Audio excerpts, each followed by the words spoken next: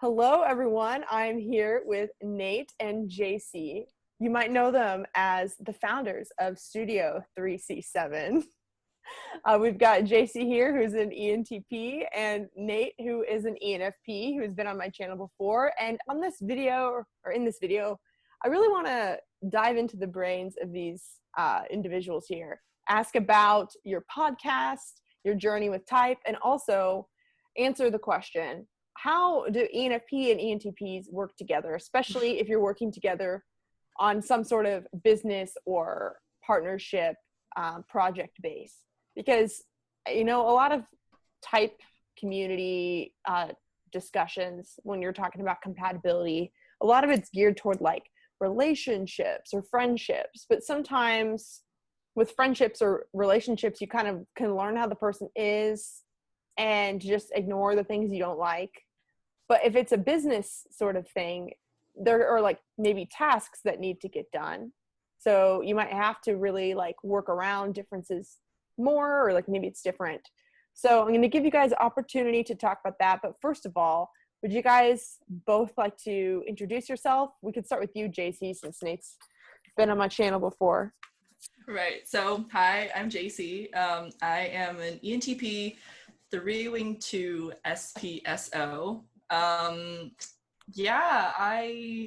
Me and Nate, we started our Studio 3C7 about a month ago. Has it been a month now? Yeah. So it hasn't been that long. It's been fun.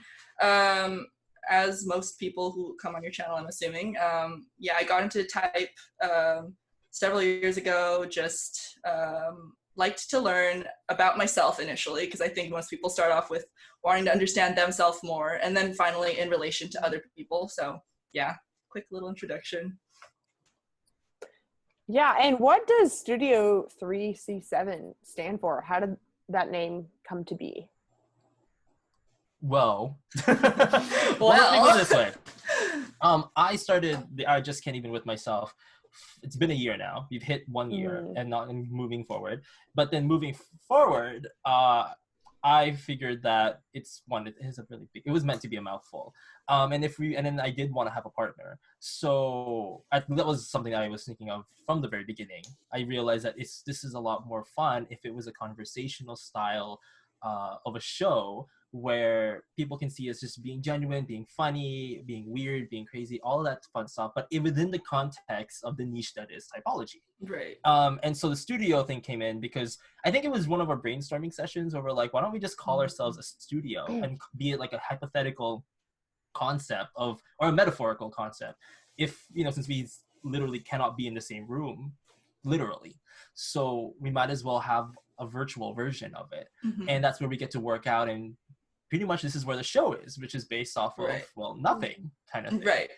And we're also trying to look for like similarities that we possess, I guess, within typology, which we actually have a lot of overlap with our types. Like our tri-types are really similar, our wings are similar, our instincts are the same, we're both NE DOMs, among many other things. Yeah. But we decided to incorporate the fact that he's a 7 and I'm a 3, and we both, our first fix is the opposite, like each other's.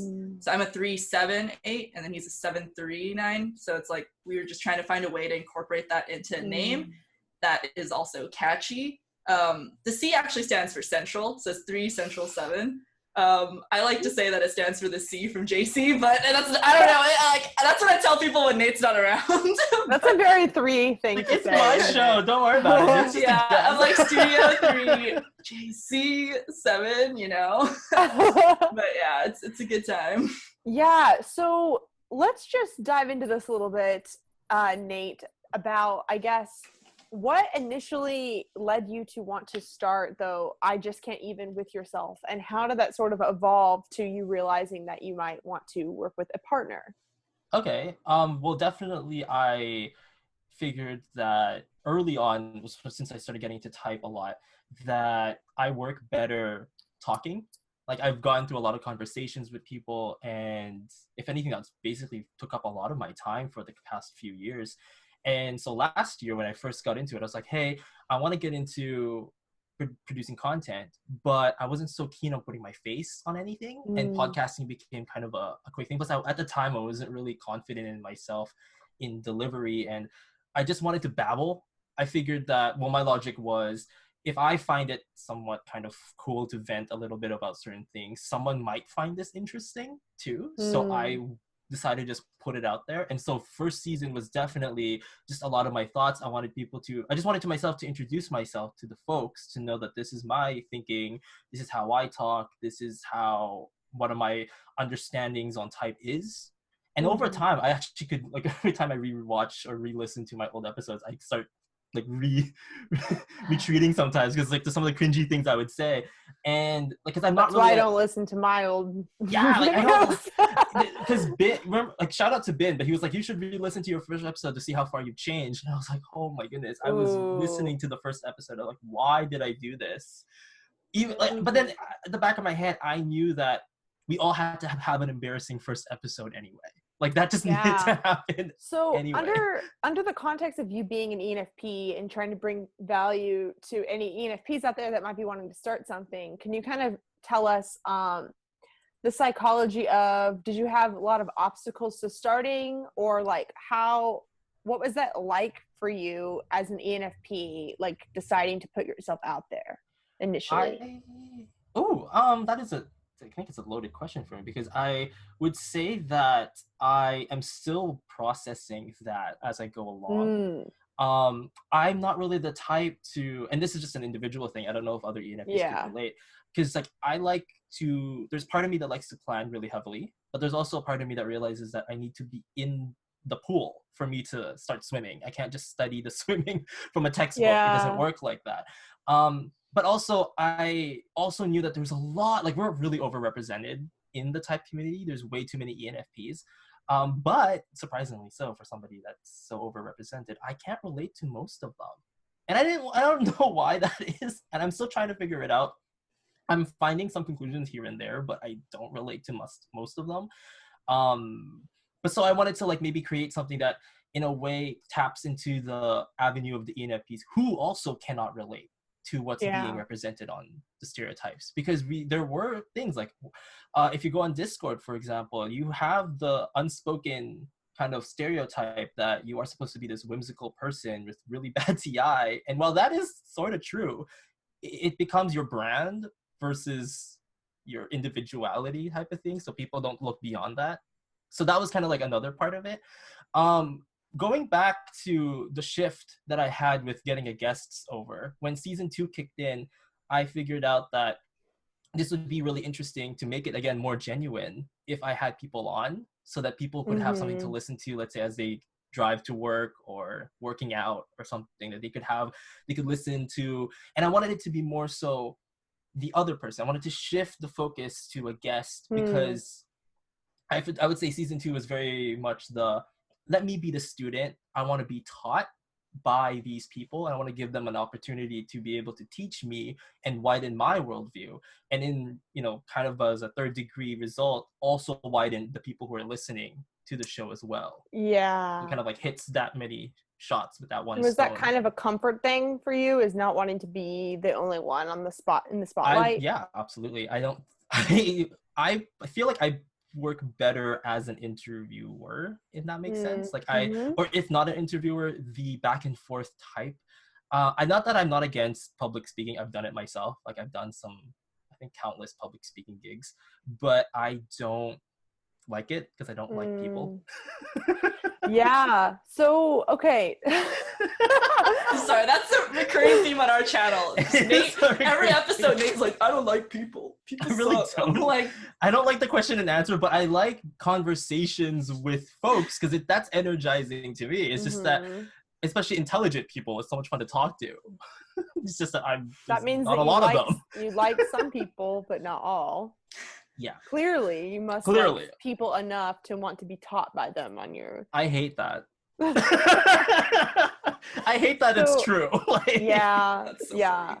So, Jaycee, while all this was going on, you had a YouTube channel. You still do.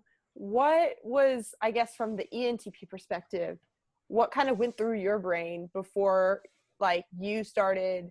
Like, okay, it's one thing to kind of be interested in typology, but another to kind of put yourself out there and share some of your experiences and realizations about it. What was that like for you? I think a big part of it is just knowing that the fact of like the reason why there's not just one authority on typology or one authority on each subject in general is just the fact that everyone can contribute and impact different people in different ways. And like for me, as a 3, obviously, I want to get my face out there because I'm a 3. Like I'm gonna admit that straight up off the bat. Like, you know, I like being recognized. I like it when people will like admire me. I'm a 3, you know, whatever, can't escape from that. But like a big part of it was just also like the realization of like I wanted to incorporate my 2-wing into what I'm doing as well, and just that like I actually want people to help people. And I think that like certain people understand things better when a certain person says it, and like of course not everyone appeals to every audience. So I just think that it's interesting because there might be like a couple of people out there who would only ever get into typology or only ever understand something if I said it in the way that I said it. Not because I'm the best at saying it, but because I say it in the way that they best understand it. So I think that aspect of just like realizing that like it's okay, like just because there's a lot of content out there doesn't mean that you can't do it. Like that's not true. Like the fact is that you do have an audience. There's like a target audience for you. Yes. Some people have more of a broad audience, some have a lesser.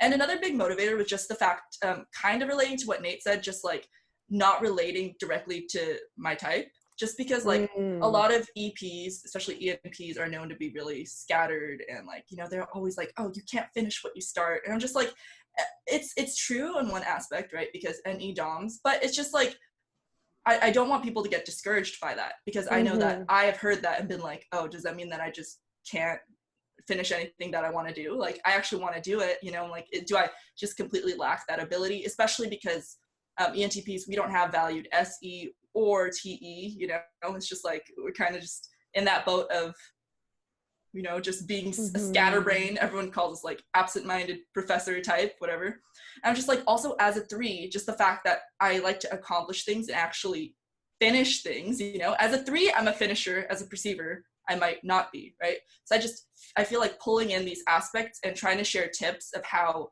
perceivers can actually get things done was important to me, because a lot of the tips online are like really geared towards SJs or just you know, sensors in general. And I think that finding tricks, because people have seen my calendar and been like, wow, you're so organized. And then I always tell them this. I'm like, the only reason why I schedule everything out is because I cannot do anything if I don't, because I'm an NE DOM.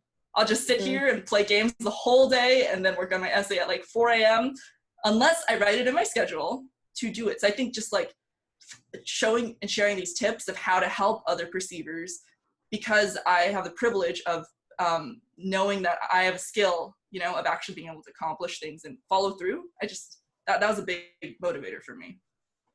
Yeah, that's really great. And I've even been thinking a lot lately that one of my main motivators for wanting to give each of the types advice is because, for example, let's say if you're having a problem with productivity and you Google like the top productivity tips, they're not all going to necessarily make sense to all of the types. Like, especially if you're reading a lot of SJ advice, it can just like confuse an NP and be like, well, where do I start with this? And I think that like everyone can do anything, but like knowing your type can help you find the advice that's going to actually work for you. So, but I just want to say that what I like about both of you guys a lot is that you both are like, the way you approach typology is like you are trying your best to realize, okay, SI is a thing, like SI is there. Like you aren't like making excuses for your SI. Like even what you just said about the calendar is a great example of like integrating your inferior SI, being like, I've noticed that my NE does this and I don't want it to be that way anymore. So I'm just going to use a little bit of this SI and pull it in. And like kind of like, it doesn't mean that you don't struggle with inferior SI things, but you can be aware of it and cognizant of it at times. But anyway, so I feel like the moment that any individual does that, then that's when you stop acting like a caricature of your type description. That's when the stereotypes of the type just no longer really fit and they feel kind of constricting and limiting. And I felt that way too. It's like the moment that I've really worked hard on like setting boundaries and like saying no, which I still suck at, but like the moment I do that, it's like, well, you can't be an ENFJ because like you like are not like my doormat or something. Like, I don't know, like, it's really frustrating. So can you guys both talk a little bit about some of the misconceptions or even just like mental traps of each of your types that you think that you either don't relate to or are like limiting for your type to think about? I mean, I'm against that authenticity. I said it before, I said it again, I'll say it in the future. I really don't get the concept that we as FI users are, because we sound preachy. And I know people like FI users are probably gonna call me out on this, and they're like, "Oh, but we are authentic." I'm like, if you have to tell me, you're probably not. And I think that's a big thing of mine where don't tell me, show me. I'd rather we don't have to talk about something that we already own. And I think that's something that's hard to swallow for fellow FIs, because it's like, oh, but I don't have an identity. I'm like, then explore it. You know, go out there and explore the world. Don't talk about it as if you know who you are when clearly you don't. And that's the thing about that I struggled with for years and years and years, is that I didn't know who I was. And I was so upset and angry at other people who had like stronger identities, because they're like, I'm this, I have preferences, I'm strong. I'm like, I don't have any of that. And I don't understand where they draw strength and like confidence, because to me, I was also conditioned and raised to not have pride. So I was like growing up thinking that I need to like be completely modest about everything. So it was just fascinating to encounter folks like that. And so I needed to like push myself to like know and be confident in what I can bring to the table. And also realizing that as ENFPs, we are very flexible, and there's so many different versions of us in this community, in the world, based on how different we were conditioned or how different we were. Like I've talked, like there was that panel I was in with a whole bunch of other ENFPs, and we were all breaking stereotypes in some way. Like Alexa, shout out to you guys that I'm talking about right now. Like Alexa does rugby. Like Aisha was like a financial manager at a bank. Like Crystal was and still kind of practices it, like a political journalist, you know, and I did trade jobs. So it's like really, we all were really different. I think the focus was noting that the commonalities was their functions, but it doesn't hold us back. And I think that's a big part I want to impart to NFPs, and I guess to all the other types. Yes, the functions itself can tell you why you think a certain way, why you speak a certain way or style, but it's not to say that you are only that ever. Like, now that you know, then fix it. Like that's kind of my thing. Now that you know you're a problematic monster, now try to do something about it. I just really appreciate your thoughts on NFPs, because I like will have like TI sort of criticisms of NFPs at times, but then I'll be like, well, if I say this, then they won't receive it well, or like it won't come off correctly, and then like what's the point of saying NFPs. it? Well, and then the way that you say it is so right. But well, that's also why Nate and I, we have, shameless plug, we have a joint Twitter account, which is at Studio 3C7, and it's nice because first of all, no one can tell who's tweeting between the two of us. Even when I look back at our tweets, I can't tell, and I don't remember. I know, I can't tell. Yeah, we just black out and then we open our eyes and there's a tweet. I read the weirdest things from NFPs. And again, shout out, you all can come at me if you want to, but you can't, because I'm going to read you to Phil. There's like things where they read like a certain small paragraph and they're like, oh, I feel personally attacked by this. I'm like, why do you feel personally attacked by everything? Like, it's the internet. How are you letting yourself be? And the thing is, because it goes against the theory. You claim you're FI, which means your emotions are subjective. It means your values are subjective, which means that you are should be less likely to react in a room, because you're not caring about what other people are feeling. You are caring about yours. So why, again, do you let yourself be offended? I think that behavior that you are specifically talking about, it happens when an NFP is completely overwhelmed with their own NE and FI, that they can't see the ST side, which is it's a valid problem to be in. If you're listening and you relate to that, like, I hear you. I just think it's interesting because this is kind of a side note, but just like Crystal, my podcast partner from Synchronic Saturdays, a fellow ENFP, she's had to explain to me too that it hurts her more if I bite my tongue and she thinks I'm judging her. She'd rather me just like say it bluntly so that she could react to it. And I think that the way that you're speaking, it comes off clearly to the NFPs that It's like you're able to deliver this I sound harsh, criticism. but I don't even think I'm that harsh. That's Well, another like, No. that's the thing. The thing Yeah. about being, well, okay, being an F user, and especially me being a thinker, that's like I've had this conversation with Nate several times, like extensively. Just the fact that it's even harder for me to say these quote unquote TI truths or TI criticisms about anyone because they assume that I'm looking down on them because I'm a thinker. You know, so all these thoughts that Nate has or that I have, sometimes we agree exactly the same, but then he could say it on Twitter and people will take it. But if I said it on Twitter, people would be like, "Oh my goodness, you hate FI users," and I'd be like, that happens to me too. Like, so why funny is because like that? you guys love FI users, and I'm so Yeah. quick to just tear them apart. well, yeah, well, Nate, you hate everyone. We've established this. It's fine. So, Jaycee, do you feel like you have to kind of bite your tongue around FI users? Always. I kind of do too at times. Because I feel like even when I try and use FE, even like what I was just saying of like, I hear you, it's valid if you're in that position, but like I like say things like that so that people don't get the wrong idea. Oh no, she's gone. Well, she's still around, but the camera did. I'm gone. Okay, let me switch it. Sorry, it'll take me like 1 minute. You can keep talking. Well, that's fine. Well, I can add something similar to the shenanigans. I find it kind of funny because I would say for me, the being this way, I haven't been always like this, actually, is another one. I was actually the shy kid in high school. Like, I wasn't really this out there and this like willing to read people to filth, let's say. But it was interesting to be associated, because I took my mom's advice, which was associate yourself with smarter people. Like, surround yourself with smarter people. Surround yourself with competent people. She had a 3-fix like me. So she was like, hang out with people who are smarter because their intelligence will bleed onto you. Their work ethic will bleed onto you. And you will be able to become a better person by having better people around you. So I was like, okay, well, I got to be picky. And I started screening through all my friends and being like way more discriminatory. I'm going to use that word. It's a very bad TI word because I guess there's some words associated with it, like correlated to that. But it literally just means I was picky. So I found folks, my best friends, ESTP, ESFJ, I have an INTP. There is like an ISFJ somewhere. Like, I surrounded myself when I just noticed looking back and just saying it. I don't have a lot of FI in my friend group. And not that I don't get along with them. The funny thing is because of how I am and how I know my fellow FI folks that I do know in real life, we do not have to worry about not being able to hang out every day. We just pick up right where we left off. But then that's fine by me. I just don't want an echo chamber. I don't want to walk in a room where everyone's like, oh my goodness, we all agree with each other and life's great.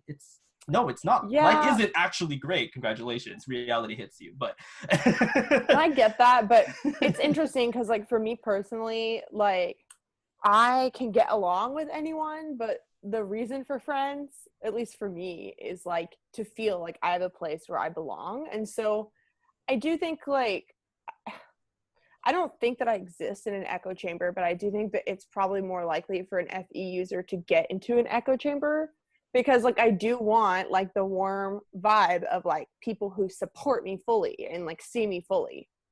And like I'm here for that. I also want that you can roast me and see me for what it is as well. Like I want, like if I ever become super competent in something and super successful in anything, I still want that person to look at me as if I was still trash in a way, like when they first met me. Because I don't want it to go into my head. You know, I don't want that to go and be like, oh, you're some big shot. The answer is no, we're not.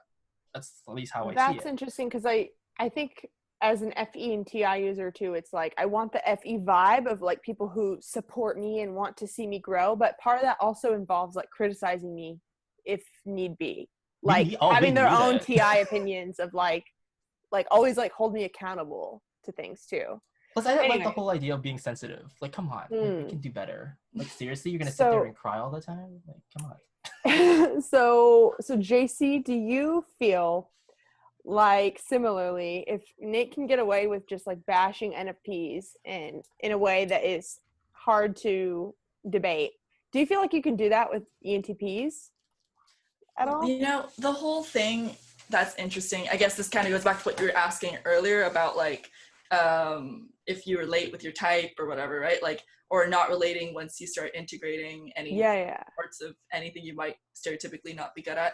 I think the interesting thing is that both ENTP descriptions and 3 descriptions aren't that like accurate for me, because ENTP descriptions tend to be like, you are this jerk who argues with everyone about everything. You have no developed FE whatsoever. You can't get along. You don't notice when you hurt people's feelings ever. And I'm just like, it's very geared towards a very immature guy, ENTP. Yeah. Like, that's the descriptor that they give. They assume that there's no developed FE whatsoever. That's like the biggest assumption under ENTP descriptions usually. I'm just like, okay, like, and that's fair too. I like, whatever. But take into account female ENTPs. Yeah, or female thinkers in general. It's just, yeah, and like, of course, we bring that up too once in a while, you know, on the interwebs. You know, we're like, what about women thinkers and men? And it's also like annoying to even think that that's the standard that we're holding ENTPs to in a way. Yeah. Of like, oh, it's okay, you guys can be assholes and it's okay because you're smart or something. But like, I feel like for ENFJs, for example, it's like we have to have something useful to help people, or else it's like, well, what's especially annoying is whenever someone new comes onto the Twitter community with ENTP in their bio, and then they follow me, and I'm like, oh no. Usually, my initial reaction is, ugh, because I'm assuming they're gonna go and argue with me on every single tweet that I put, or everyone, and there might not even be an ENTP. They just saw the debater, and they're like, wow, I could be a jerk and argue with everyone. And I'm like, if you like see me, like, I don't even have like a 9 fix or anything.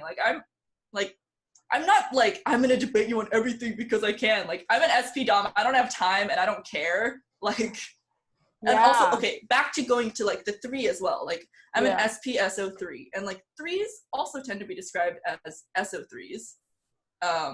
They say that, like, you know, you always have to be telling everyone about everything that you're doing, and, you know, et cetera, et cetera. And I'm like, as a 3, I identify with the core fears and of like, you know, this is like my insecurities and this is how I cope with it. But, you know, as an SP3, I'm a lot more private about like everything. Like, I don't go around and like start telling everyone, look at all these awards I got, look at all these things I got. And I like to joke about it to make, like, you know, to make fun, you know, like me being like, oh, I love myself so much, I'm a 3, you know, like, it's like, but it's like I'm joking about, you know. But it's just interesting, the fact that the type descriptions that are on like around are so geared towards like one specific subset of each type, which is also why you should buckle down and actually do a literature search. Absolutely. And actually read, instead of just looking at blogs. But also, I think that different subtypes and stuff need to be more represented within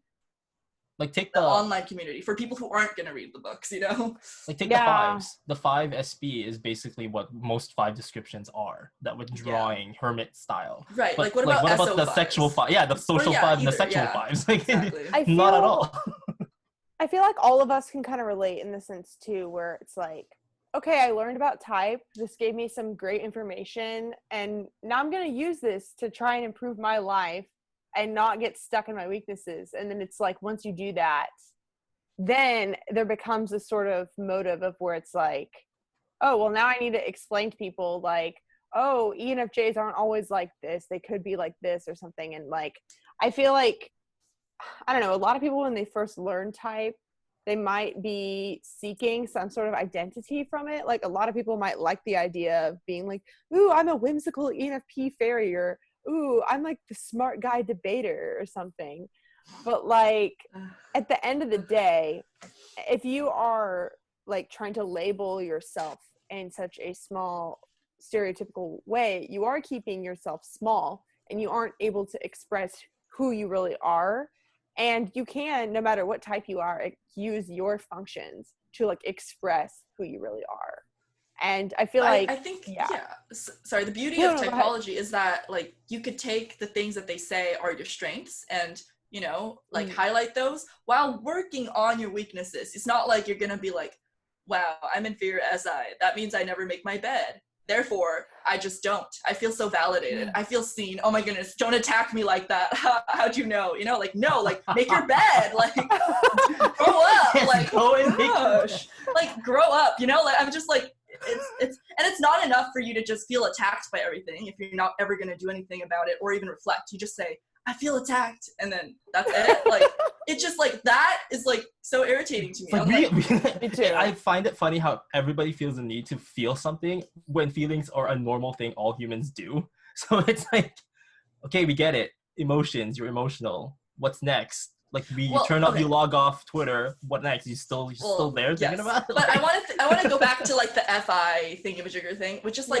there's like this narrative of, you know, we need to make space for feelings. We need to make space for emotions. And like, I definitely agree. And it's like a big thing of, you know, a lot of people are trying to say this now, right? Like it's preached, you know, you're like, you have to make space for emotions. Your feelings are valid, you know, you're allowed to feel what you feel, like whatever.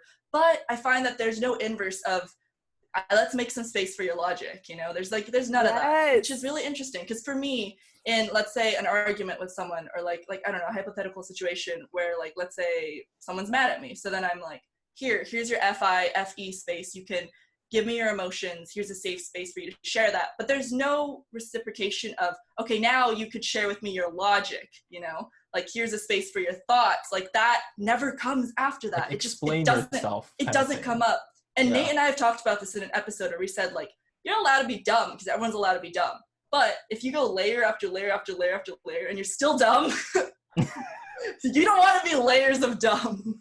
Oh my God. And why is that? Like, yeah, like, why do you want to be baseline trash?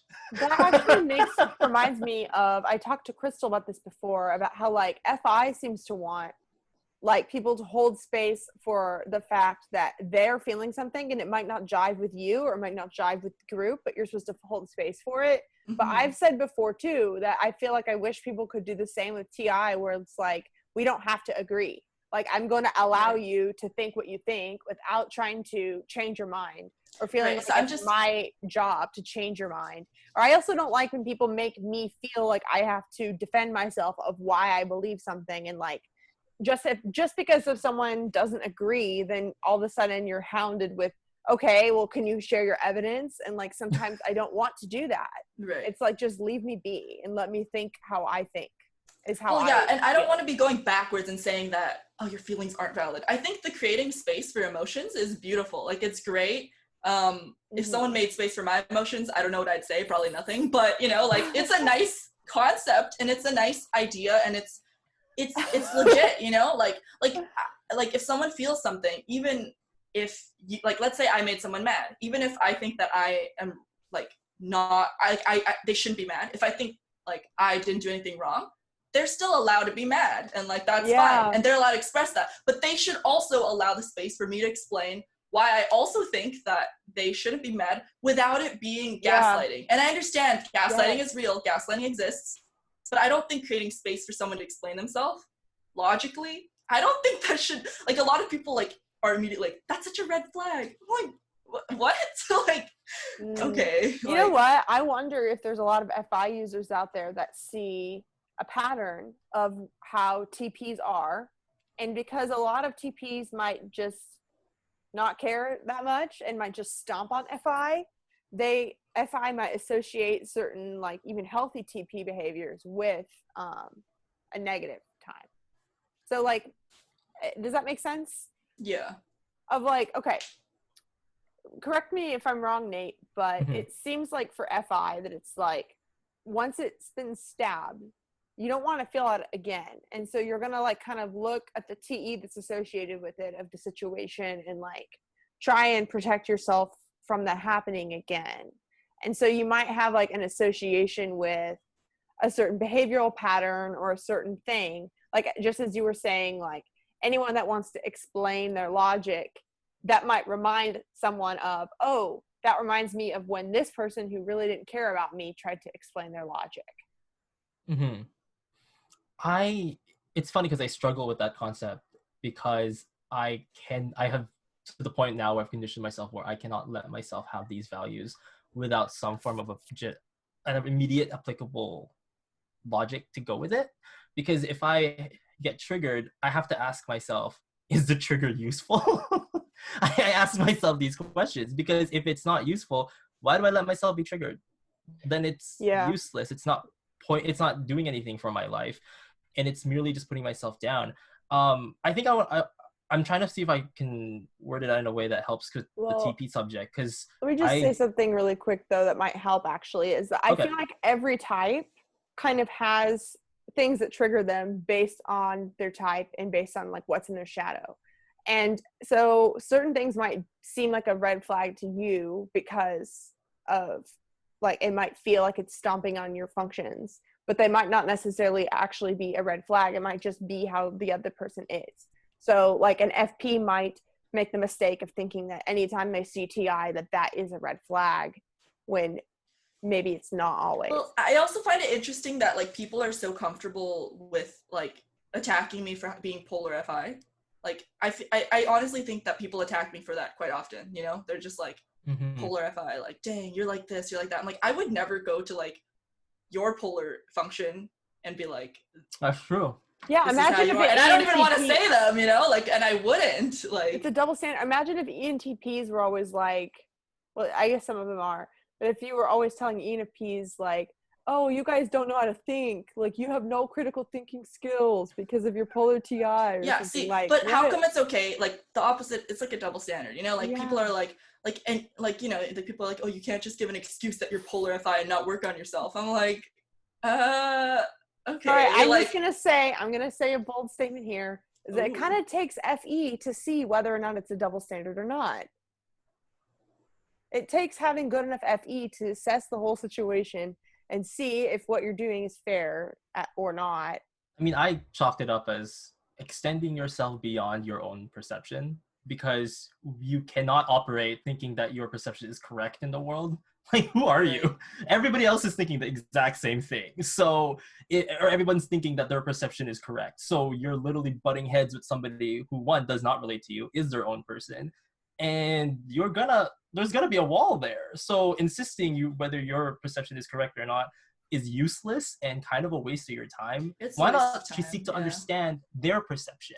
Well, I also find it interesting when people learn about type and then they're like, why are you like this? I'm like, did you read the type description? Like, yeah, I feel that way too. So whenever there's drama within the typology community, it boggles my mind. I'm like, can't you clearly see exactly why you're disagreeing? I mean, illiteracy is the true crime.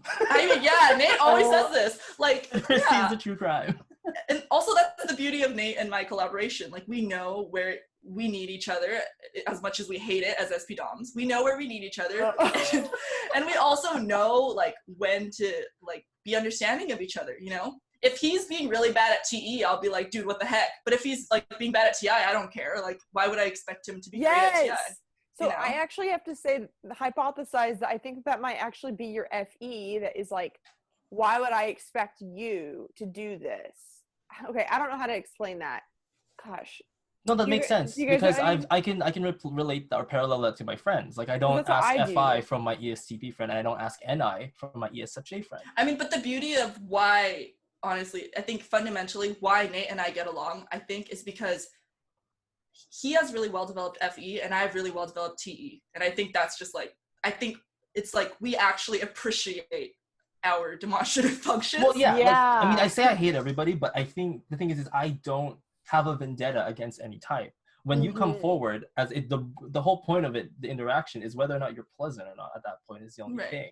I'm not gonna hate on you because you're an aggressive, edgy, seemingly wanting to be an INTJ, because we've seen a few of those, thinking that they're all that on a bag of chips. It's because you think that just because you're an INTJ that you're supposed to be an aggressive, edgy, Mimi type of person. We know you're at home in front of your screen, bro. So it seems like you guys are saying, which I would agree with, is that it's more about how the person is utilizing their type and their personality, their worldview and their values and standards and all that, than their actual type, where there are some people out there that will like judge people based on their type of like, oh, I don't want to be friends with that person because they're this type and stuff. Or capitalizing on your functions. It's like, you get it. You are an FI user. You don't get a say at suddenly now you're the authority on authenticity. Like, calm down. So I want to get to how you guys work together, but I just want to comment too on, I really agree, Jaycee, when you were saying that whenever you see drama or disagreements within the type community, it's sort of like, did you guys not read that you guys are different? Right. Because that's literally what I always think. And there was actually one time, there was like an INTJ that, like, I guess I rubbed her the wrong way, or like we didn't really like each other. And then like we are cool now, but what I said about, I like said something of like, oh, whenever we had a disagreement, I was reacting to the tone and the emotion behind what you're saying, but you were reacting to whether or not you agreed with the logic of what I was saying. And so we were literally looking at two different things. Mm-hmm. And that was like, oh, I didn't see it like that before. These little situations happen where it does leave me kind of scratching my head of like, why did you expect me, an ENFJ, to be looking at just the logic of the situation? I clearly was looking at the emotion of the situation. And I understand that INTJs have FE as their polar function. And so I would assume, and there are several INTJs that I really get along with in type that like get this at a fundamental level. But like, for example, I would assume that talking to an INTJ in the type community, that they would know, oh, okay, well, this relationship between me and this girl is going to be a little bit weird because her top function is my blind spot. And so that's just something to be aware of. But I don't know if that's like too FE to like look at it that way, because that's how I naturally do things of like, oh, okay, well, I'm this way, they're this way. And so it might go this way. I mean, I agree, because like on Twitter, whenever like I get like comments that are like weird, like, and I'm like, are they trying to pick a fight? Like, I never once like fight them. Like, I have never once argued with them, because I'm like, oh, okay, let's look at it from their point of view, because they have their type in their bio. Hey, look at that. I know what functions they use. Yay! Wow, amazing. Now I could be like, oh, okay, you're looking at it from this TE standpoint. Cool, that makes perfect sense. You know, like, isn't that why we're here? Nate, do you think that what I'm talking about that I naturally do is like a very FE thing, or do you think that has more to do with like our mindset that we share? Like, do you do that? I would say predominantly as a basic, FE does really well at that. Like, especially the style that FE DOMs like to operate in. There's a lot of conversations of, well, I'm glad that's your opinion, and this is mine, and I think it's let just me kind of get to know more about what you have to say. And it's very other focused, which is cool.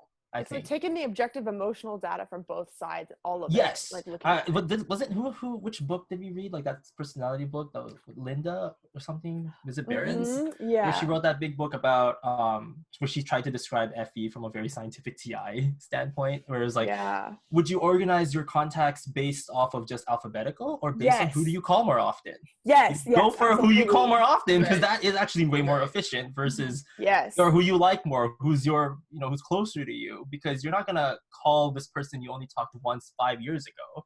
You're not gonna put them at the top of the list, which is like the value of why feelings is really important in decision making, because it does actually help your life kind of move forward a bit by being efficient in those areas that is predominantly what requires feeling values to be there. And I feel like FE DOMs do a pretty good job. I don't know if I answered your question though, but I iterating that FE DOMs do a pretty good job at it. Yeah, I love that metaphor, because that's very much how like everything that I do, like what does frustrate me a lot, which I know this is kind of tangent, but is like, I think that because I'm a feeler, a lot of people associate feeling with kind of FI like behaviors. And I know we've talked about this lots of times before, but like the way that my feeling is my top function is very much similar to how you described, is like, okay, I'm going to organize this based on who I call the most, who I like the most, because that makes my life easier. It's not like, oh, I suddenly become uncontrollable in my emotions and I'm just going to spew them on you. Like, I don't really, like, I don't know. Like, I don't even know where that came from, because aren't we emotions all adults, you know? Like, well, yeah, but right? like Nate. I don't want any of my emotions to ever burden anyone. I want to take my emotions completely out of the equation. And I think that socionics really explains that when you look at like FI ignoring. But I like literally try and remove it and then think, okay, between me and this person, how can we get along? What would be the most efficient way to get along? But yeah, I mean, regarding the Twitter shenanigans, like I see a lot of people, like for how I am, because I feel like I did bring this up to you, Jaycee. Like in certain situations, I'm way more quickly to dismiss them because I find the arguing stage or even entertaining their presence a waste of my time. Right. My biggest thing is, and people could take this as an ego thing, but I don't think it is your life quality or your quality of your life will lessen by a certain percent when I leave it. So I value the best thing you could do is just bye, like just I'm leave. leaving. Yeah. And like we've talked that thing, like how do you deal with too. school bullies? You leave, you walk away because their power rests on your presence being there. So then leave them with nothing, and then they have nothing. But at the same time, you know, like I find it funny because it's like being offended is a different thing. Because you know how some people, when they get triggered or offended on the internet, it's like they really want to right a wrong or something, but forgetting that you're on a social media platform where do you really need to right a wrong? Like this, you don't even know this person. Like, well, for me, I just find it most interesting when there's a disagreement, but people, and I understand that people struggle with this and people are, you know, have social anxiety or whatever, but I'm like, if you have a problem with me, tell me, because I don't have time to worry about your mind games, which is also why sometimes I am more uncharacteristic of an ENTP, because I have an INFP mom, and basically when I was really little, and just growing up, every time we'd have a disagreement, if I come to my room to cry, right after she'd come and we'd talk about it, she'd apologize or I'd apologize, we'd cry and we'd hug, and then we're done, right? We're over it.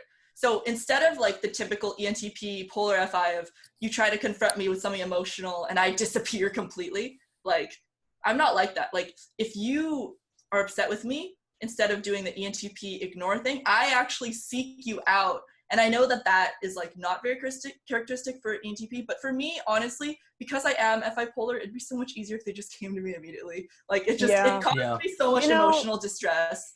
Like I really see that as in your objective personality type being like masculine FE. And because I mean, I relate to that so much. I like want people to tell me, but I've even noticed that some other FE users aren't that way. So it might have to do with other factors too, of how you're raised and stuff. I find that the types that are most likely to like do that to me, I don't want to victimize myself, whatever, but like it's usually like an SE or TE polar type who will like that makes sense confront me, and I'm like, I mean, you also know that I'm polar FI.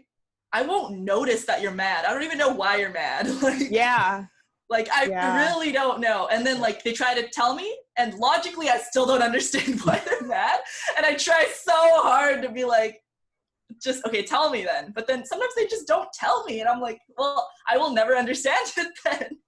And like that is part of the limitation of being a thinker. Like I just struggle with that, but that should be, you should be understanding of that, you know. It shouldn't be like a therefore you are a jerk, you know. It should be a because I am you a label feeler. them a jerk when they're trying their best. Yeah, but also like, the feeler isn't making space to try to understand the thinker, and even though I'm trying so hard to understand the feeler, not that all thinkers try to understand feelers. There are a lot of mean thinkers, and I can be a mean thinker too, but I like to think that I try. And I think what you're really getting at that I think is important is that the characteristic of ENTP is not being an asshole debater, but it is the fact that in order for you to accept these emotions, well, one, you're not going to read people's minds and just assume or guess at the emotion. And also it does need to make sense to your TI or else it won't really click. Well, right? And something that's helped me growing up, especially, I have an ENFP sister, INFP mom. Like it really, I'm fine. My dad's an ISTP, my brother's an ENTP. I have this balance. Like, damn. It's a good balance. But like it's something I realized about how TI and FI parallel so closely together, in that FI it can be really logical, you know, in its FI way. And the reason why I really get along with Nate is because like it's not just because he has great TE or, you know, he's aware socially. It's that his FI is so logical. Like not in a TI way. It's logical in its FI way. It's consistent with like it's not like he claims it's consistent in a certain way that it's not. He is consistent in the way that he is. And I honestly I think my TI and his FI are very similar. That is fascinating, and I would love to talk more about that, because I feel like I get what you mean of like logical in an FI way, because I've seen it. And I've also seen how, even just like with my INFJ girlfriend, I believe in like objective personality, she would be like an NITI type. And so her tertiary TI can be very strong. And there's sometimes whenever I feel like she's being really illogical in an FI way, but and it's because her tertiary TI is like coming up so much that it's like almost overthinking. It's like overdoing the logic in a way that's making you way unlogical. Right. And like I've thought about, like, I've gotten in things like this where it's like, even just when I do try and tap into FI, or I think about what my FI users friends do, it makes me want to be like, okay, well, if this is the problem that you are dealing with, then this is what you should do, like to validate your emotions or to make yourself feel better so that you can move through it faster. So I don't know if that's what you're getting at as far as the logic of FI, but it's kind of, yeah. Kind of. Yes, I agree with everything you've been saying. Yeah. But I also want to explore just the fact of like just to put it another way, my FI inherently is not logical.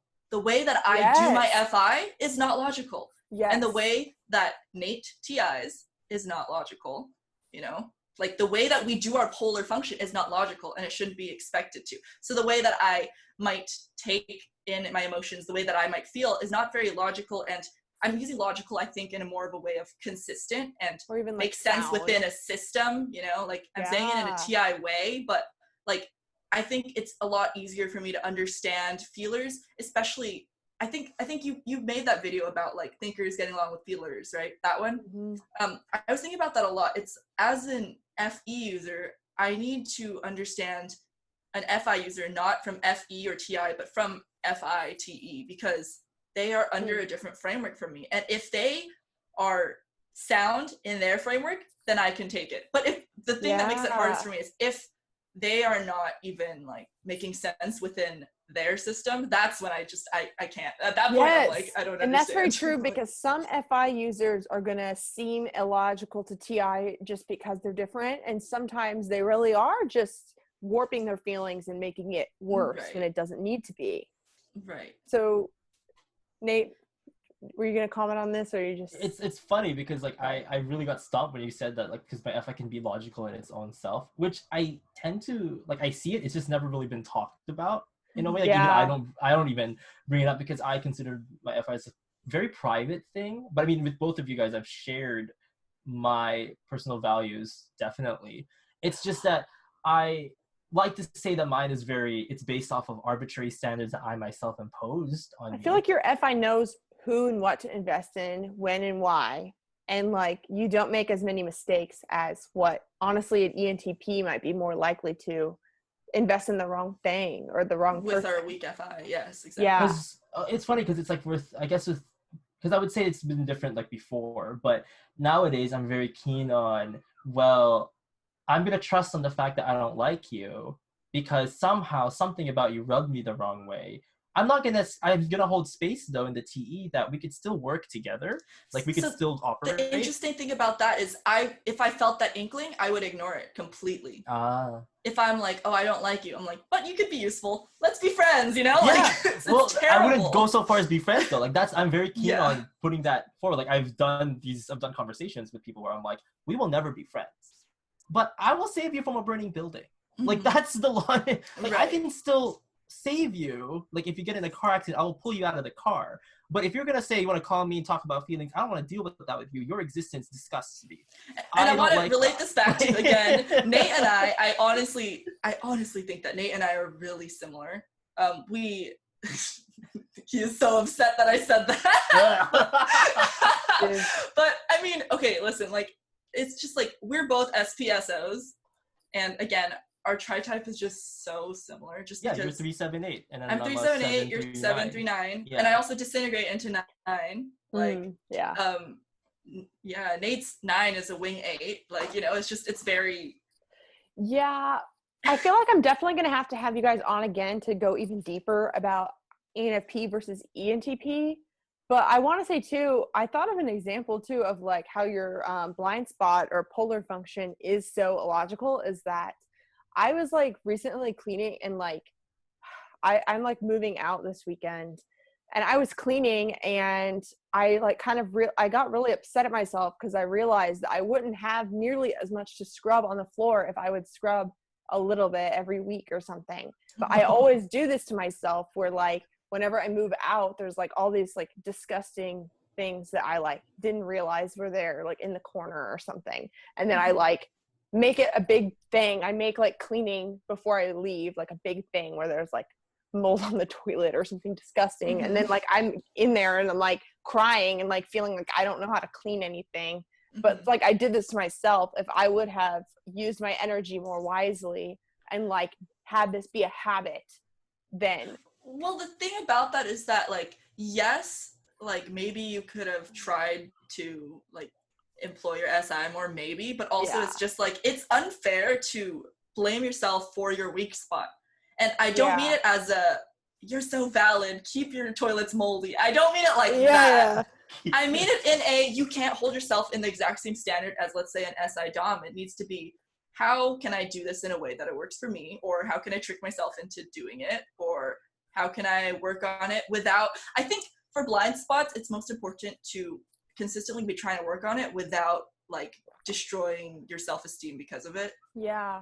Because I think with one-dimensional functions, it's so easy to do that in general. Because even like with my SI too, like it's so easy for me to beat myself. Plus, they said it was experience-based. Like I know with Yeah. our SI, we needed like I had SI on parents, so that's how my experience with SI was, let's say, better. Even though it's not the best, but it's better than what I think it would be. Whereas the TI, I decided that since it's so hard for me to parse critical thinking properly, I just hung out with all of these TI users all the time. And I figured I needed to. And then you start to realize, oh, these people are not out there to get me. They're not trying to, you know, when they ask questions like, why do you think like that? It's not to make you feel insecure. They really just are curious. And that's how they show they care. Is like, so why do you? Because they want to know, they appreciate your thought process. I've literally had to watch videos of like how people clean things. I feel like I need to watch. I love that. Is that so cute? Like, wholesome. Like, I'm here for it. I really do. Well, I've looked up how to solve conflict, or no, I've looked up so many things of, am I a sociopath? How to not be sociopathic? How to not manipulate your friends? And I was like, oh. Oh, wow. And is it because you've been accused of doing that? Oh, all the time. Everyone. But then you're like, wait, am I doing this by accident or what? Yeah, so what I've come down to, what I realized is, like, especially one of my recent ones, I guess, it was my freshman year of college. I had a best friend, ISTJ, and she was great. We got along really great. She was a lot quieter than me, a lot shyer, really introverted in the stereotypical sense.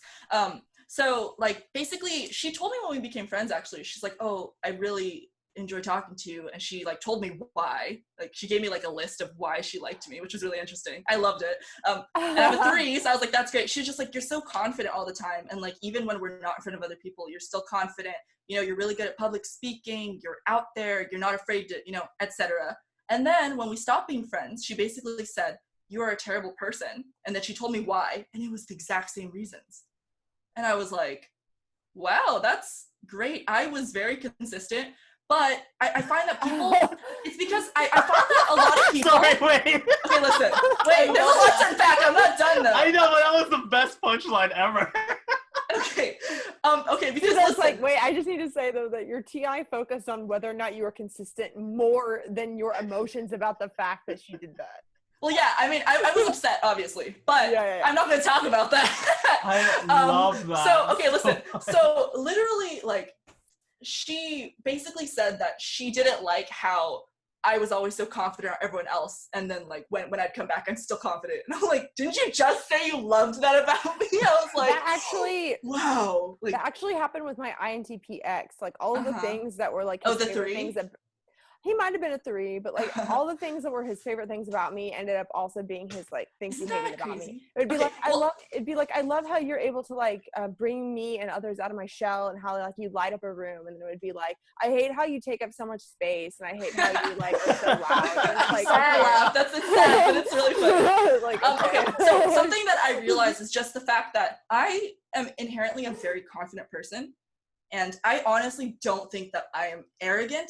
I just think that people are so not confident nowadays that anyone who's confident looks like they're being arrogant. right? Yes. Also, And you're an Aries sun. Sorry. Okay. I don't know anything about astrology, but I'm an Aries, and apparently that means that I would be like this. Also, I'm masculine NE, you know, and just like everything, like I am a very confident person, and I'm a 3. I do a lot of stuff, and I do a lot of like cool stuff. Honestly, I do. And like what I learned is that I need to make friends who won't be jealous of the things that I've accomplished. I realized that that's not my fault that this will happen. The only part that is my fault is choosing friends who can't handle the fact that I am confident because they are so insecure. Wow. Oh my God. Thank you. Can I have a round of applause? Like, I relate so much to that. Thank you. And your TI made it so concise. Like, I just have to say, I feel like I relate to you like more than like even many ENFJs I know. Like, I don't know if it's like the 3-wing 2 versus 2-wing 3 thing or what, but like, it's so, I mean, Enneagram definitely plays a role, but like, and maybe you even came to that conclusion faster than I would have, but like with my inferior TI, I notoriously like pick the wrong people or like ignore my my discernment. And then I always think that I'm the one that like pushed someone away or like was repulsive, that there's something wrong with me. And I've like been stuck in that so many times in my life of being like, what was it that was wrong about me that pushed this person away? Without like realizing. I thought about that a lot too. I'm just like, is it the fact that I am a certain way? Like, because the thing that they usually say is, you are manipulative or you are blah, blah. And I'm like, maybe I am a little bit, yeah. But like, I'm like, enough for you to hate me that much? So then I realized that the important thing at that point is just like, it has a lot to do with, so I have like a double fail here of I'm polar FI. So I'm bad at knowing people's intentions or trusting my gut feeling. And then I'm also a 3, which is known for also doing the exact same thing. Any opportunity, I love to jump on it, regardless of if it's actually good for me. So the beauty of this is that when I integrate into 6, I become more suspicious, rightfully so, of people's intentions around me. And me trying to weed out who actually is good for me and who is not, that happens when I'm integrating and willing to actually cut people out. When I cut people out, I am growing. Like, that's how it works for me. Yes. If I cut you out, thank you. You helped me grow. Like, that's so fascinating, especially like dating a 9 where it's opposite, where like when she's acting like a 6, then that is like the disintegrating. And then when she's wanting to put herself out there, then that's the integrating. That's interesting. It's so weird how like for the 3, 9, and 6, it's like a triangle. So like it's all in one. I love that. I love it when people cut people out. I mean, I'm just weird like that. Because I integrate to 5, so I turn into a hermit mode, and I'm like focusing on mastering all my skills. So that's kind of I honestly more fun when I'm 1. So sorry, go ahead. I was just gonna say, in a way, I also cut people out when I'm integrating because, like, as a 2, it's like, oh, I'm gonna be there for you, don't worry, or whatever, and then like, whenever I'm integrating, it's like, I'm so unique in this way, and if you don't understand it, then you just don't get me. 4 is such a good growth point for 2, honestly. Like, it goes so well together. It's so really bad for a 1, though. The 1 disintegrating to a 4. I love watching it. It's honestly it's so funny. It's kind of horrifying to watch. Okay, I want to go back into, again, why do Nate and I get along? Okay, let's give ourselves 10 minutes. Oh yeah. I love how, I'm gonna have to have you guys on again to go like even more deep into the differences between you two. But I want you both to really talk about how you, like, honestly, what is Studio 3C7? Talk a little bit about what it is, how you guys decided on this together, and how you work together. I want to start because I'm an attention whore. I want the attention. Look at me. So basically what we're doing is within our episodes, we kind of just have this Google Sheets with a whole bunch of ideas that we brainstormed before we ever started filming. So initially we're like, hey, we're NE DOMs. This is what like our natural strength is, obviously. So we just like made a sheet and then we just spontaneously wrote out a huge list with like over 50 ideas on there. Like there's a lot of stuff and it just keeps growing. And the thing is, we didn't choose typology topics. We chose the most random stuff. Like we have one on like, if I were a bird for a day. We have one on romance out right now. Mm-hmm. The next one I think is why we ignore messages. That already came out at this point. Interesting. Yeah, so like a lot of things like that. And it's like kind of seemingly random, but the thing that we wanted to highlight, which is interesting, is just instead of talking about typology, it's let's truly see what NE is like by watching these two NE DOMs just talk. Because NE DOMs, we're not about talking about typology. We're about talking about anything. That's how you best show NE. That's so true, because for NI, it's a lot more like, I want to really dive into understanding this topic. Right. And so like, that's so fun for me.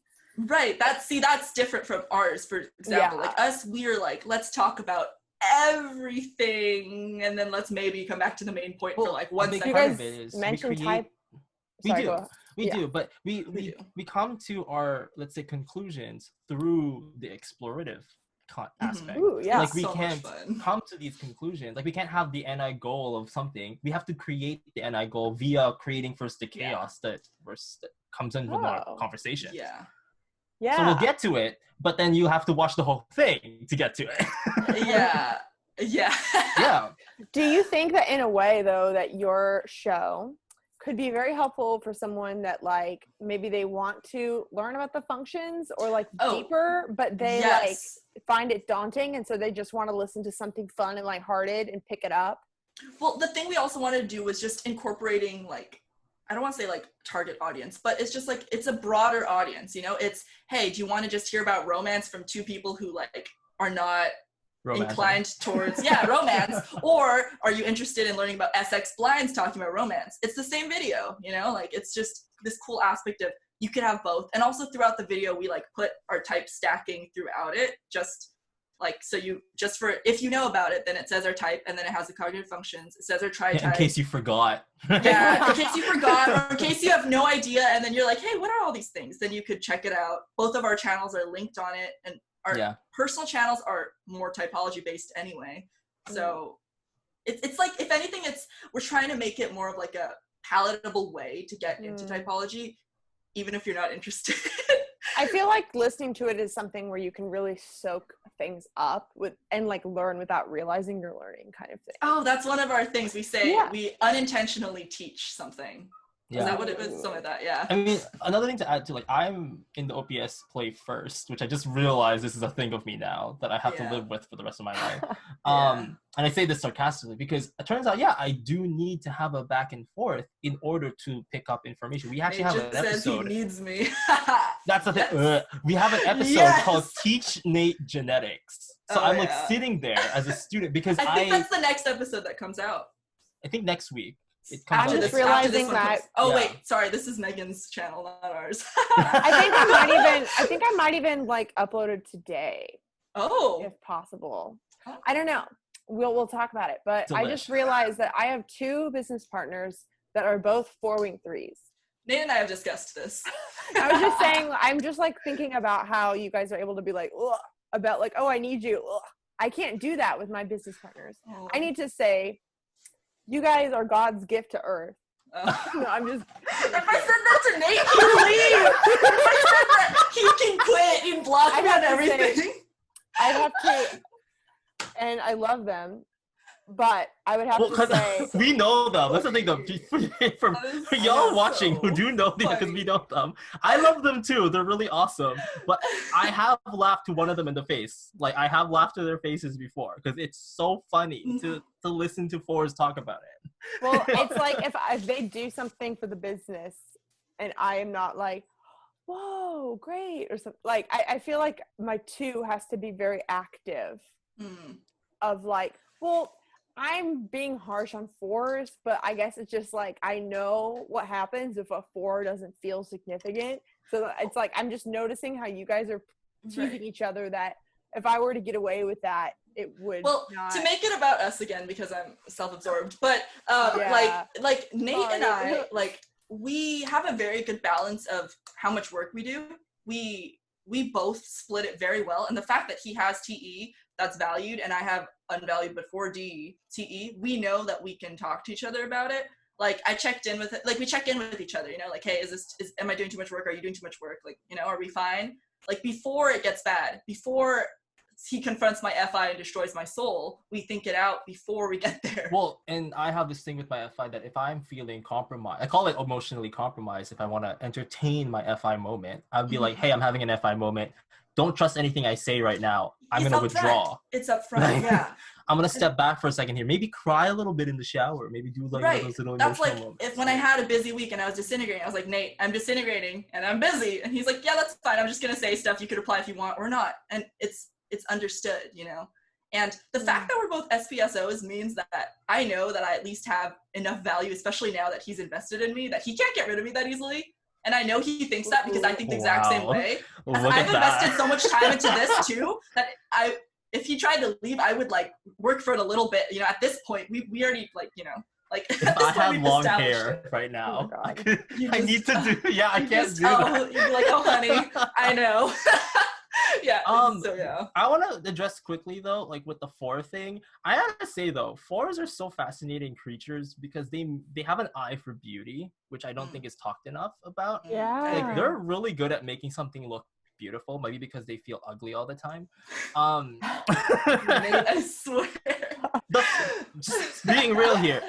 They feel, I called them out. 4s, you think you're deficient. Nobody else feels that way. They're the only ones who think that way about themselves. But that's why they push themselves so hard to make so many beautiful things in the world. Because they themselves don't feel it inside. It's the tortured artist. It's a tortured artist. Yeah, they really So I'm are. like, I know you feel ugly, but we don't think that. So, yeah, no, that we don't think that at all. And I mean, we remind them every now and then, be like, yo, you realize that you're not actually imperfect in our eyes, at least? I mean, granted, I'm saying that in a subjective sense because nobody is perfect, but it's... One of my friends, ISFP 4 wing 5, one day she had like this crazy breakdown and then she went, I said, oh, maybe you should. And then she said, but I'm perfect. And I was like, oh, you're perfect. Like, it took me so back. She was literally just like, but I'm perfect. And then she started sobbing. And I was like, she was my roommate. I love that. I love her, but I was so shocked. I was like, oh. I feel like I can kind of see, gosh, but. Like the frustration. Sometimes I say I'm so perfect, but I'm always joking. You know, like I like to joke. We believe it. Like we, for the frustration types, we're projecting. We believe that we are. It's a delusion. It's a full-on delusion. Like type 1s in the chat. Like if you're watching this, it's like I know people think you guys are perfect, but we all know you guys go home and cry about it because like, I'm not trying hard enough, even though they've tried so hard.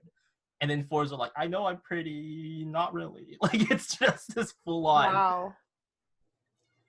I mean, I can roast myself as a 7. I mean, like I say I'm happy all the time, but I actually see pain everywhere. So, like, I know life's not great. Yeah. Like, I relate so much to my 7 fix. Every time you talk about how it actually feels, I'm like, yeah. It's a conscious choice to be happy. That's the thing. It is. It really is. People think we're happy all the time. Girls, I'm trying. Yeah.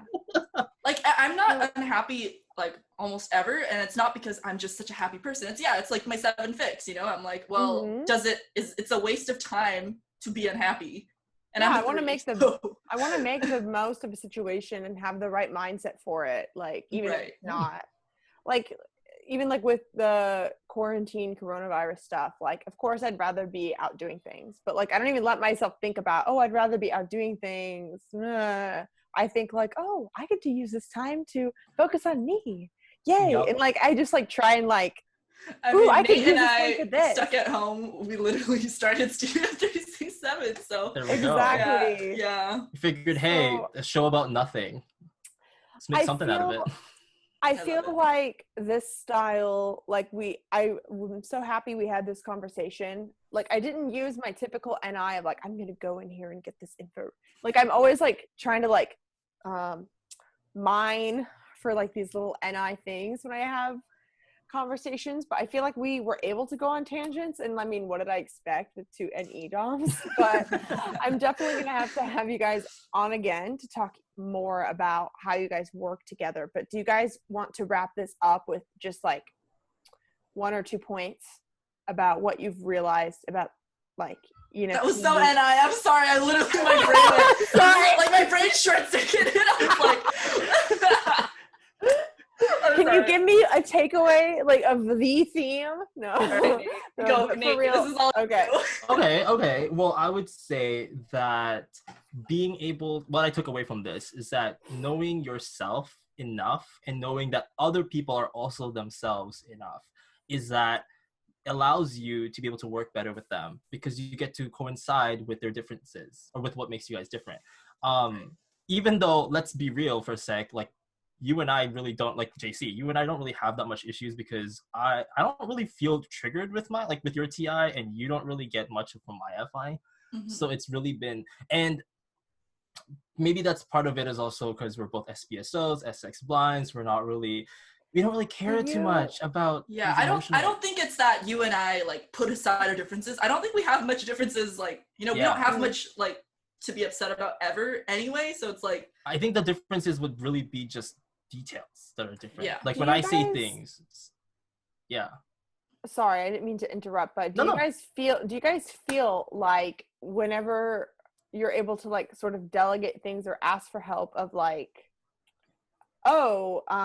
I like need some TE help or like I need some FE help, or is that like well we're very give and take. It's like if I'm gonna ask him for something, I offer something in return always. Like we're trying to, you know, make these other videos and I was trying to ask him to make an intro for it, right? So I said, hey, can you make the intro? I can edit your videos, you know, boom, like give and take. Like, and it's from the start we have the give and take, so there's no feeling of I don't know, man, like do I want to do that?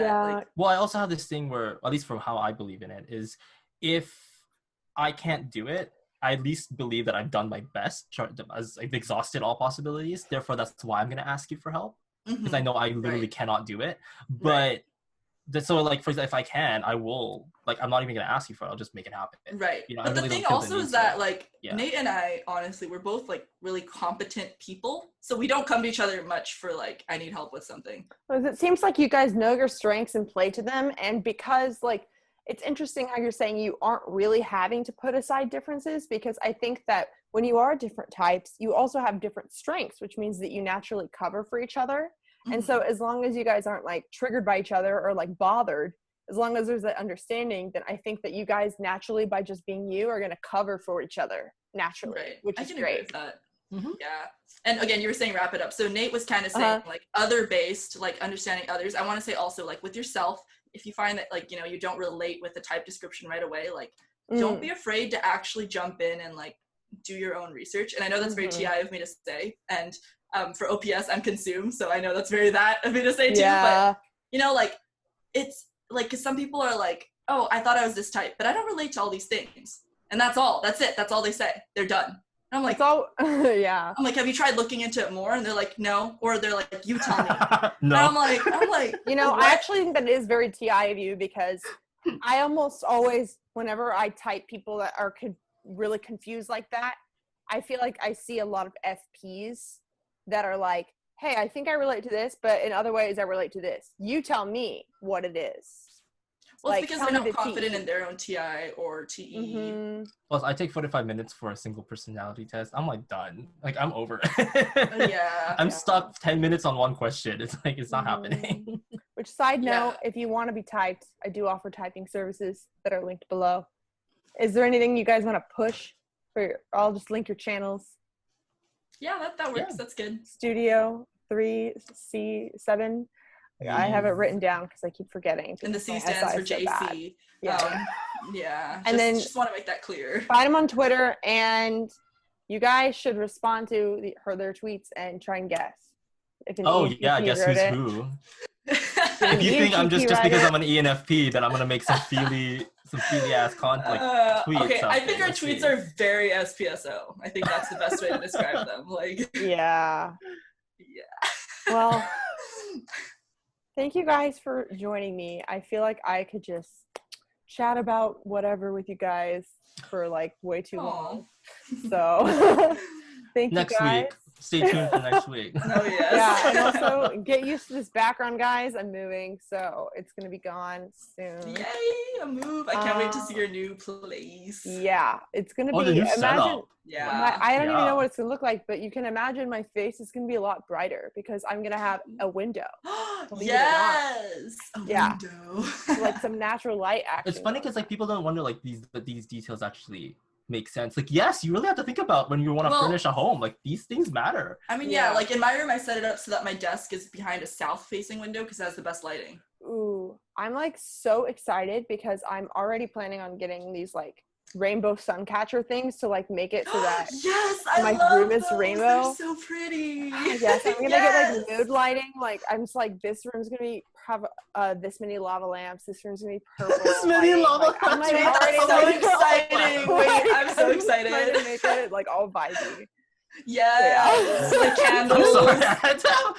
ENFJs are the weirdest decorators of their homes. It sounds awesome. What do you mean? Thanks. Okay, yeah. Luckily, me and my INFJ like have the same style, so it's all good. We all are like interior decorating. Okay, I actually saw a meme about INFJs where it said interior decorating based on vibes only or something, and I sent it to Jess. Yeah, I'm like, that's true. That's so yeah. I also think that like I'm sorry, like it's always like an NI dom or second ox NI that has like a rug up on the wall, like yours. I know, right? Yeah. And like the rug backdrop or the sheet. Yeah, I've had this far too long. I actually got this back when I worked at a hippie bookstore in college, and I like got 20% off of it or something. It's like way too like I've had it up since college. I'm like kind of done with it. Like it's like can you use it now as an actual rug? I've grown past this. Now you'll walk on it. But I also think NI like even all like the mood vibe and like the rainbows. It's like we're SE users, so we like these different like physical experiences, but we also like them that like can trigger a realization in us or like can kind of force us to stare at the wall for a second so that we can go into our intuition and stuff. Can't relate, but that's cool. I don't know what that feels like. I'm like excited, but I don't relate to any of When it. she told me that, she was like, I'm staring at this thing for too long, and I'm like, people do that? Wait, staring at this for too long, you mean? Yeah, like you stare at the void for too long. Like I make that as a joke. Like I look into the void. They look into the void and the void looks back. It's so NI. Like I'm like I can't relate. Yeah, and that's what we were realizing too is now that I'm gonna have a patio where you can see sky and trees. Every time I stare off into space and feel like shit, I'm not gonna be looking at this stupid wall. I'm gonna be looking at the sky, which means that nature is going to inspire me to get my shit together. There we go. I mean, I love that. It's so NF though. It's so NF. I love it. It's awesome. I want a patio. Oh my goodness. Oh my god, yeah. Well, anyway, thank you guys. And later. check out their channels, check out their studio, subscribe, and have a wonderful rest of your day. Bye. Bye. Yeah.